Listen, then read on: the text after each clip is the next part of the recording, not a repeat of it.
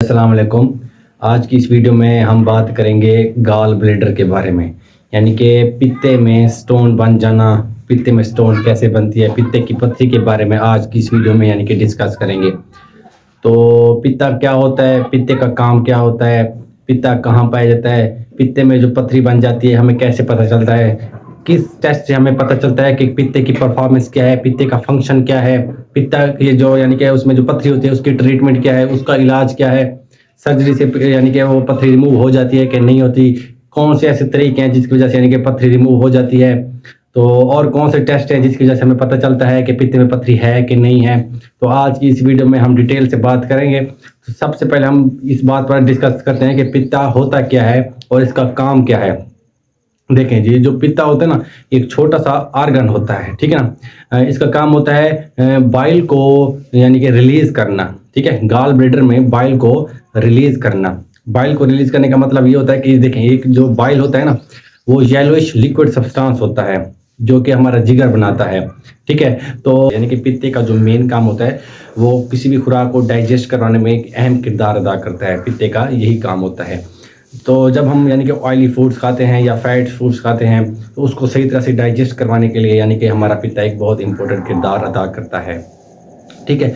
तो जब ये बाइल रिलीज करता है तो ये यानी कि स्मॉल इंटेस्टाइन में यानी कि फिर ये रिलीज कर देता है, ठीक है। उसके बाद आ जाता है कि अब देखिए, अभी मैं आपको एक वीडियो दिखा रहा हूँ, अब वीडियो सर ज़रा देखें। अभी आपको एक वीडियो शो हो रही होगी पित्ते की। अब पित्ते में आप गौर से देखें, यहाँ पर स्टोन बने हुए हैं, कंकरियाँ हैं, ठीक है। अब ये गॉल स्टोन है जिसे हम कहते हैं, यानी कि पित्ते की पत्थरी है। अब ये सामने देखें, लीवर के थोड़ा ये नीचे पाया जाता है, ठीक है। जो पित्ता होता है वो जिगर के थोड़ा नीचे पाया जाता है। तो अब बात इस बात करते हैं कि गॉल स्टोन बनती कैसे है। अब देखें, पित्ते में पत्थरी बनती कैसे है। अब बात को गौर से सुनिएगा। देखें, जब हमारे पित्ते में, ठीक है, बाइल का बैलेंस ख़राब हो जाता है या कोलेस्ट्रॉल जमा हो जाता है या वेस्ट प्रोडक्ट जमा हो जाता है जिसकी वजह से पित्ते में पत्थरी बन जाती है। अब वेस्ट प्रोडक्ट का क्या मतलब होता है, अब बात को गौर से सुनिएगा। वेस्ट प्रोडक्ट का मतलब क्या होता है। अब देखिए, जब हम कोई भी खुराक खाते हैं ना, उसमें से 20 से 25% वेस्ट प्रोडक्ट होते हैं। वेस्ट यानी कि मवाद होता है, यानी कि किसी भी काम का नहीं होता, वो हमारी बॉडी एब्जॉर्ब नहीं करती। तो जो वो वेस्ट होता है ना, वो पित्ता भी यानी कि सही तरह से डाइजेस्ट नहीं करवा सकता, तो वो पित्ते में जमा हो जाता है जिसकी वजह से यानी कि गॉल स्टोन बन जाते हैं, ठीक है। अब आपको मैं इसकी काजेज़ बताऊं कि किस काजेज़, कौन सी काजेज़ ऐसी हैं जिसकी वजह से पित्ते में पत्थरी बनती हैं। तो सबसे पहले आप ये देख लें कि ओबेसिटी यानी कि मोटापा। मोटापे के जो लोग शिकार होंगे उनकी यानी कि जो पित्ते में पत्थरी है वो ज़्यादा होगी, यानी कि चांस थोड़े ज़्यादा होते हैं।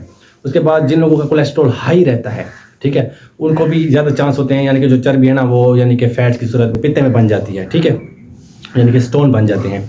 उसके बाद जो हम्मल खातून होती हैं, जिन यानी कि जिनको प्रेगनेंसी होती है, उनमें भी काफ़ी ज़्यादा चांस होता है कि पित्ते में पत्थरी बन जाना। मैं आपको एक बात बताऊं, एक मेन पॉइंट है, औरतों में ज़्यादा पित्ते की पत्थरी बनती है। क्यों? क्योंकि औरतें, काफ़ी सारी औरतें का जो वज़न होता है ना वो ओवरवेट होता है। काफ़ी सारी औरतें ऐसी होती हैं जो बहुत मोटी होती हैं, क्योंकि वो यानी कि खुराक को सही तरह से अब्जॉर्ब नहीं कर पाती, या वो ज़्यादा खाती हैं, या ऑयली फूड ज़्यादा खाती हैं, स्पाइसी फूड ज़्यादा खाती हैं, जंक्शन फूड ज़्यादा खाती हैं, जिसकी वजह से यानी कि उनका जो पित्त है वो सही तरह से यानी कि एब्जॉर्ब नहीं कर सकता, डाइजेस्ट नहीं कर सकता, जिसकी वजह से इनके पित्ते में पत्थरी बन जाती है। उसके बाद जो जिन लोगों को यानी कि डायबिटीज़ के जो पेशेंट हैं उनको भी यानी कि पत्थरियाँ बन सकती हैं उनमें भी, ठीक है। उसके बाद आप इसकी अलामात की बात की जाए तो देखिए, सबसे पहले ये होता है कि पेट में दर्द होता है, यानी कि सेंटर में या अपर राइट साइड में यानी कि दर्द काफ़ी रहता है, ठीक है। ब्लॉटिंग हो जाती है, यानी कि गैस का उभरना पित्ते में, यानी कि जो गैस का उभरना ये होता है कि मैदे में हद से ज़्यादा गैस्ट्रिक एसिड प्रोड्यूस होता है। वो कभी सीने में चला जाता है, कभी इधर, कभी बाएं, कभी राइट साइड, यानी कि गैस्ट्रिक एसिड का थोड़ा ज़्यादा रिलीज होना, ठीक है। उसके बाद आँखें हमारी येलोइश हो जाती हैं, इन्फेक्शन पैदा हो जाता है। उसके बाद बुखार भी हो जाता है, नोज़िया, वोमिटिंग, यानी कि कै आना, मतली आना, उल्टी का रुजू, दिल का ख़राब होना। तो ये अगर आपको अलामात ज़ाहिर हों, और पेट का फूलना मेन चीज़ है, अगर ये अलामात ज़ाहिर तो आप समझ लीजिए कि आपको पित्ते में पत्थरी है, ठीक है। अब कौन से टेस्ट ऐसे हैं कि जिससे हमें अंदाज़ा हो कि हमें पित्ते में पत्थरी है। देखें, पहले ब्लड टेस्ट, हम LFT टेस्ट कंप्लीट करवाते हैं। LFT टेस्ट में एक अहम पैरामीटर होता है जिसे हम ALP कहते हैं, अल्कलाइन फास्फेट। उसकी रेंज को देखते हैं, अगर वो रेंज बड़ी हुई है तो इससे हमें अंदाज़ा हो जाता है कि पित्ते में या तो इन्फेक्शन है, या सोजिश है, या पत्थरी है, ठीक है। मज़ीद डिटेल से फिर हम अल्ट्रासाउंड करते हैं, USG। अल्ट्रासाउंड से हमें ये अंदाज़ा हो जाता है कि पित्ते में पथरी है कि नहीं है, छोटी है, बड़ी है, साइज़ क्या है, कितना सेंटीमीटर है, ठीक है। एक्सरे से मजीद हमें क्लियर इमेज मिलती है। एक्सरे हम करवाते हैं, एब्डोमिनल एक्सरे, जिससे हमें पता चलता है कि पित्ते में पथरी है कि नहीं है। अब देखें, पित्ते की पथरी है, ठीक है, अगर आपको पित्ते में पथरी है तो अब इसकी ट्रीटमेंट क्या है, अब इसका इलाज क्या है। बगैर सर्जरी से पित्ते से पथरी निकल सकती है कि नहीं निकल सकती, मेडिकेशन कब यूज़ करनी चाहिए, कब यूज़ नहीं करनी चाहिए, कौन से ऐसे तरीके हैं जिनसे यानी कि पित्ते से पथरी निकाली जा सकती है। तो सबसे पहले हम देखते हैं मेडिकेशन। देखिए, अब मेडिसिन तब यूज़ करनी चाहिए जब हमें ये पता हो कि हमारे पित्ते में पथरी जो है, लेकिन छोटी सी अभी ज़रात है, अभी उभार है, यानी कि बड़े बड़े यानी कि कंकर अभी नहीं बन रहे, या वो पेन भी आपको ज़्यादा नहीं हो रहा, काबिल बर्दाश्त है, तो फिर मेडिसन आप खाते हैं। मेडिसन का प्रोसेस तकरीबन 1 मंथ से 1.5 मंथ लग सकता है। यानी कि वो पित्ते में जो यानी कि पथरी होती है ना, छोटे छोटे यानी कि जो ज़रात होती हैं, उनको मज़ीद यानी कि वो तोड़ देते हैं, फोड़ देते हैं, और स्मॉल इंटेस्टाइन में यानी कि वो उसे रिलीज़ कर देते हैं। फिर स्मॉल इंटेस्टाइन के थ्रू, आपके पखाने के थ्रू यानी कि वो बाहर निकल जाते हैं जो छोटे छोटे ज़रात होते हैं। एक तो ये हो जाता है। उसके बाद आ जाता है लिथोट्रिप्सी। लिथोट्रिप्सी क्या होता है, बात को गौर से सुनिएगा। अब जिन पेशेंट को पित्ते में पथरी है, वो भी छोटे छोटे पथरियाँ हैं, ठीक है ना, लिथोट्रिप्सी फिर हम एक टेक्निक यूज़ करते हैं। इसमें ये होता है, पेशेंट को एक मशीन के अंदर सुलाया जाता है, ठीक है। मशीन के नीचे एक यानी कि इलेक्ट्रिकल साउंड वेव्स खारिज की जाती हैं।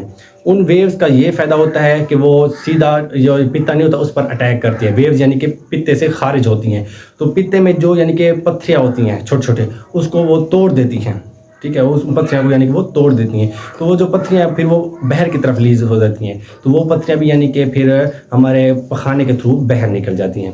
उसके बाद आता है एंडोस्कोपी। एंडोस्कोपी क्या चीज़ है?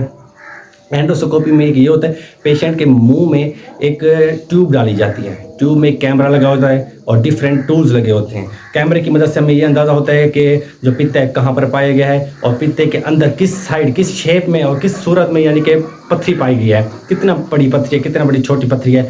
और पथरी से हमें मतलब एंडोस्कोपी से कैमरे की इमेज होता है, उस इमेज से हमें पता चल जाता है कि पित्ते में जो पथरी है वो कितनी छोटी है, कितनी बड़ी है। अगर पथरी छोटी हुई तो एंडोस्कोपी की मदद से वो उसे यानी कि हम तोड़ देते हैं, ठीक है। तो वो भी यानी कि पखाने के थ्रू बाहर निकल जाता है, जो छोटे छोटे कंकर होते हैं। अब ये बात गौर से सुनिएगा, जो पित्ते की जो पथरी है ना, वो पेशाब के थ्रू बाहर नहीं निकल सकती, वो पखाने के थ्रू बाहर निकलती है, ठीक है। उसके बाद आ जाता है सर्जरी। अब सर्जरी कब ज़रूरत होती है, कब लाजमी करवानी चाहिए?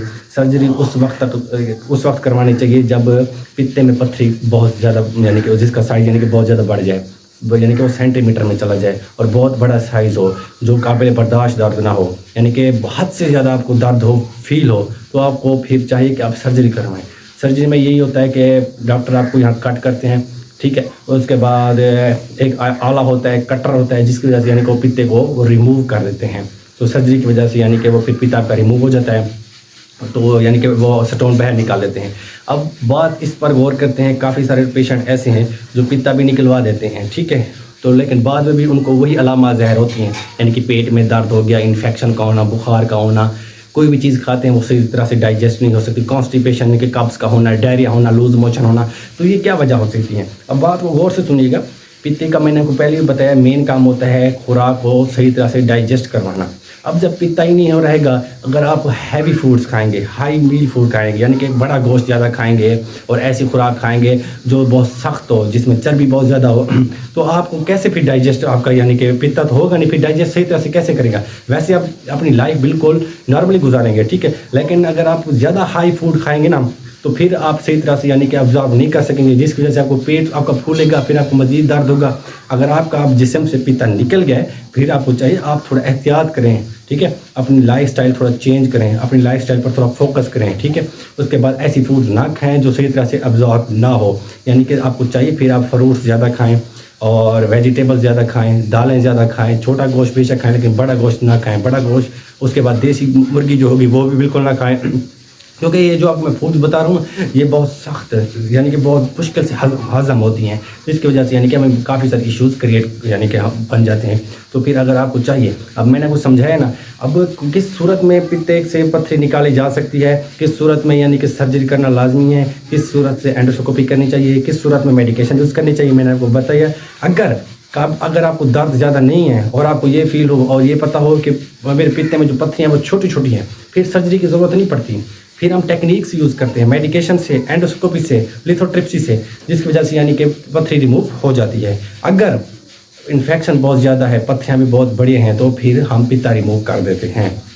तो ये थी वीडियो, उम्मीद है आपको मेरी वीडियो बहुत अच्छी लगी होगी।